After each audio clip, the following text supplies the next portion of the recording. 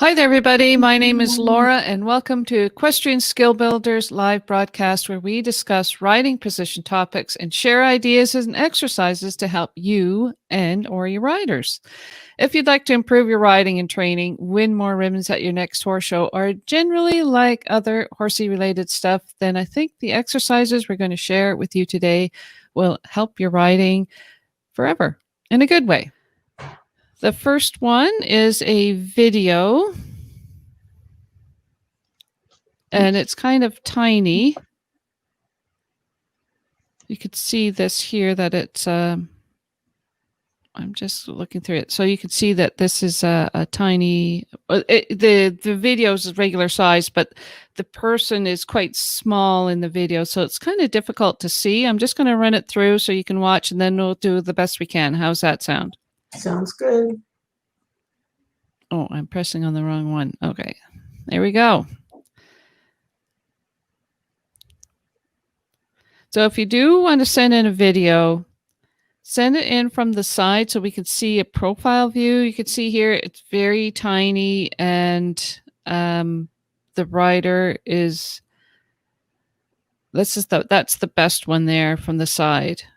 Mm-hmm. Try to send it a little closer and from the side so we can see what your position is like. The cute video, though, I like the way it's pieced together. Mm-hmm. Okay, so I'm going to try and stop it when she comes across the diagonal here. There we go. Okay. Okay, so Jenny, would you like to go first? Sure. Like you said, it's a very cute picture. The turnout looks, it's hard for me to see because it's about 1/4 of an inch. Very competent rider at this level, it looks to me. Mm-hmm. She's with the horse, she's organized. At this height of jump, I could see her hip angle being a little less bent over. Did we lose me? But I like her. I mean, overall, it's a very pleasant picture. Mm-hmm. I can't really see what her arms are doing because it's blurry. Have you lost me? No, I can hear you. Okay. Pleasant and nice, and it looks like her heels are down. The angles are pretty good. A little bit, like I said, could be a little more open in her hip angle just because the jump's not all that big. That's about all I have to say for this tiny little picture. All right. And Patricia? You know, I agree exactly with Jenny. I think for the size of fence, she's making a little bit too dramatic a movement, but she's with the horse and she lands in the right place after the jump and stays out of its way, and the angles look good. I agree with Jenny. Yay.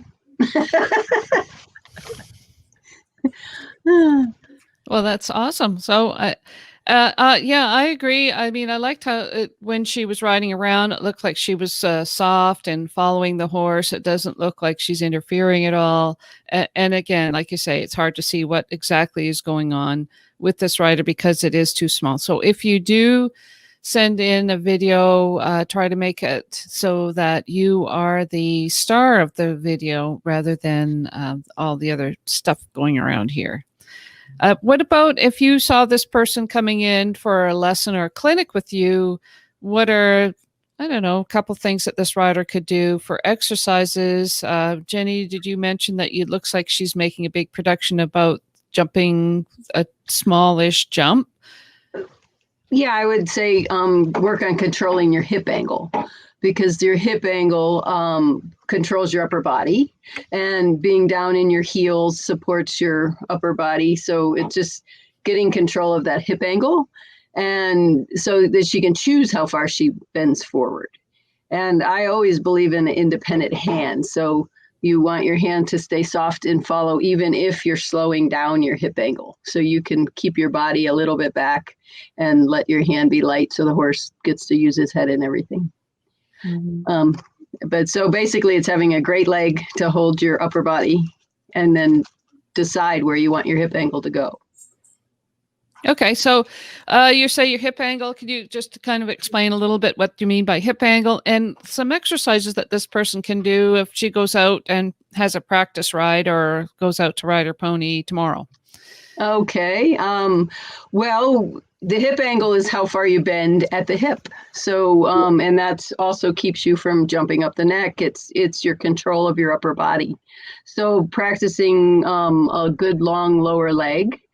And lots of people love the 2-point position to practice controlling your upper body. I personally like the old standing up position where you're straight from your shoulder, your hip, your knee to your ankle. And it is not a position you see at a horse show, hopefully. But it really teaches you how to control your lower leg, which all in all controls your upper body. So you grab the hunk of mane and then you pull yourself straight up and you let the weight sink into your heel versus pushing into your heel. So it's different than a 2-point, right? Oh yes, it's not. Yeah, I call it the Paisley position. It's mine. Oh. I did it as a kid. I spent hours just getting control of my body. And when you can do that, because the shorter the distance, the taller you want to kind of click your hip angle open to help the horse have time to jump off the ground, then that's how you control your upper body. Okay, so you said it's not a 2-point. No, there's a straight line from, I think you had that picture that was moderate, but anyway, it's straight line from your shoulder to your hip, basically to your knee to your ankle, which seems weird sitting in a chair, but when you're on a horse. So basically standing in your stirrups. Standing in your stirrups. Yeah. And in this picture... Is that it? Yeah, that's the picture. And I would like to see his hip a little more forward and his shoulder a little more back. And you're like, how do I do that? Oh, you want it like totally... I want it straight. Yeah. And I think Jenny brought up a good point, because I actually use this exercise too, and a lot of times at the start of a lesson to get all the angles right. A very important part of this is sinking. When you sink back down in the back to a closer half seat, keeping your leg underneath you and keeping the right angles, because most people can hold this position, but when they sit, they lose a lot of the benefits of it by changing everything. And the mistake of the thought is that your weight is making your heels go down. You learn how to relax your ankle so that you're actually still supporting yourself a little in your knee and your thigh. So you're not just jamming down into your heel, because that will push your leg forward and you'll sit down. It's a relaxing thing. So it's learning how to have that wonderful lower leg position while you're relaxed too. Mm-hmm. Gravity just helps a little bit. Yeah. Yeah, so this is almost what you're thinking, that what you do with this rider. You would like to see her like a totally straight line. Yes. And in order to do that, you may need to grab a chunk of mane to pull your hips toward your hand up over the pommel, and then just feel how your knee and your ankle are your actual shock absorbers. Mm-hmm. And I just think it gets you a little more. And if your leg goes forward, you'll sit down. If your leg goes back, you'll fall up the neck. So it's a very teeter-tottery exercise. Mm-hmm. I love it. I think if you can do that at the walk, trot, and canter, you will have a beautiful lower leg. Mm-hmm. But hold the mane. I haven't tried it at the canter yet, but that would be excellent. Yeah, it's a balance exercise. Like I grew up in a small indoor ring with not having a lesson every day, so I learned a lot of weirdo things just for fun. Mm-hmm. And you learned or you did? Well, I did. I practiced, and I believe they should ride a lot not in a lesson so they can practice all this stuff. Right. Because nowadays it seems like people only have a lesson and they only jump. And I would love to see them ride other horses and ride your friend's horse and lots of different things. I think when you give someone a lesson, they need a couple of rides on their own to kind of figure out what you were talking about and let it sink in. And I think, just going from lesson to lesson to lesson, you don't have time to absorb what you're trying to learn and do that hit or miss practice. Can I do it? How consistently can I do it? That kind of thing. Right. Yeah. So I think I agree with everything that you're saying. I not so much the standing up in the stirrups, but I think people should live in 2-point position, even if they're riding flat. If they're riding flat, I think the 2-point is a great way to develop your lower leg and an independence between your seat and your upper body. And I think that's what this person needs to prevent her from leaning up the neck as much as she did. But, on the other hand of that, I think it's great that she is understanding that she needs to go forward with the horse and not interfere, which is what was happening, right? I would recommend for this person a lot of trotting and cantering over poles, bounce poles or one stride poles, so that she can control her body first without having the added complications of a fence to jump. So here's a setup that you had for us before, Patricia. There is this thing here. This shouldn't be here. Oh, let me just. So there's some things you can set up for your poles, right? Right.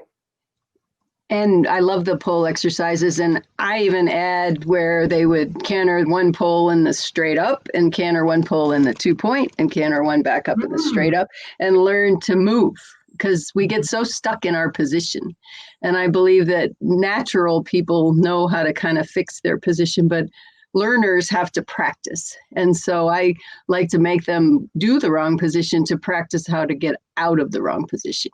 That makes some sense. Good thought. And so I call it the safe zone, where if you're not sure what's going to happen at the jump, you just sort of lock yourself in that median hip angle. So you're not forward and you're not back, but you don't move.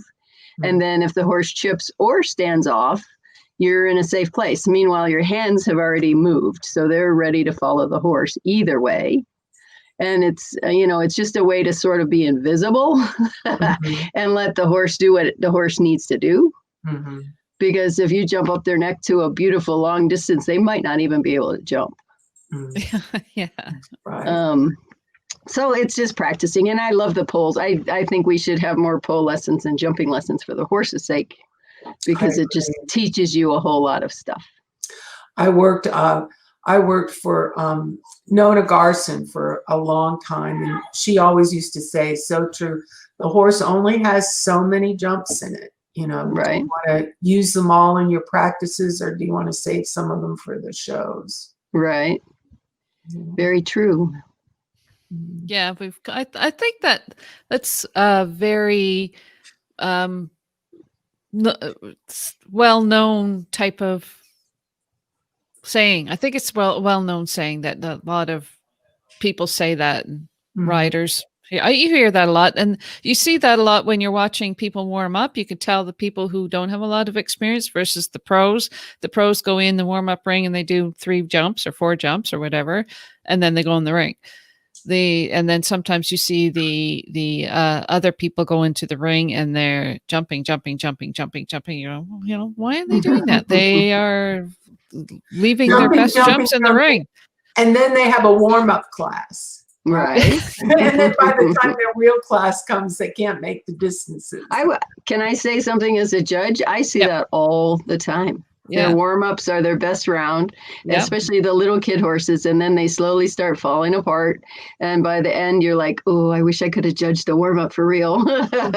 So you got to know your horse too. You got to know whether it needs to go in and spook or add or whatever. But most of the time, the wonderful old kids' horses just need to do their real courses. But I know the kids want to jump more. When you have the situation where the horse really doesn't need, or sometimes a warm-up even affects the performance, but you have a rider that really needs a warm-up. Correct. And that's part of the whole game. But it is, when you get to the higher levels, learn what your horse really needs. Or the coming out of the ring or staying in the ring. I've actually had some horses that bloom when you stay in for the second course. And I think it's, it's hard on the rider, but I think if you know your horse and you want to be competitive, you'll get that fit that you could do 2 rounds in a row to make your horse be better.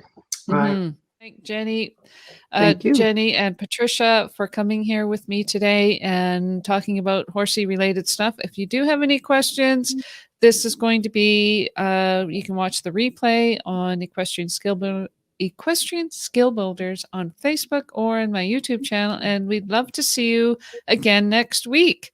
So thank you so much. you. Jenny, any final words, Jenny? Keep riding, keep practicing, ride as many as you can a day.